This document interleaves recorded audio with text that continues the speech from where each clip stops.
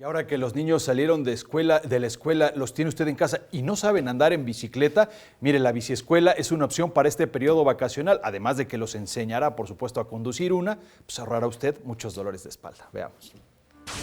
Este fin de semana comenzó la Biciescuela, un programa de capacitación sobre educación vial que busca dar a conocer los derechos y obligaciones de todos los usuarios de la vía y las reglas de tránsito para circular en bicicleta en la ciudad, así como otras acciones que fomenten una cultura de seguridad para el ciclismo urbano. Es muy buena porque, bueno, yo en lo personal no sé hacerme bicicleta, entonces con esta media hora yo creo que tienes para aprender un poco. Eso lo deberían de poner, pero en más delegaciones. Pues es un valor que nos gusta a los mexicanos andar en bicicleta todos los días para contaminar menos, cuidar el medio ambiente y dedicar un tiempo a nuestros hijos con estas actividades que pone aquí el gobierno.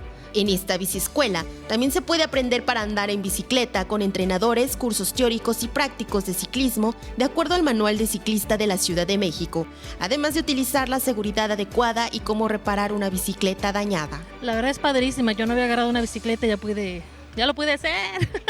Antes logré controlar la bicicleta, pedalear, dar las vueltas, súper padre, recomendable, 100%. Me pareció divertido y aprendí a manejar la bici, di 4 vueltas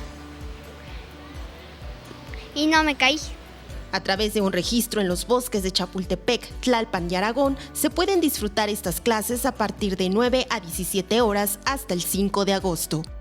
Con imágenes de Joel Arias, María José Valencia, 21 Noticias.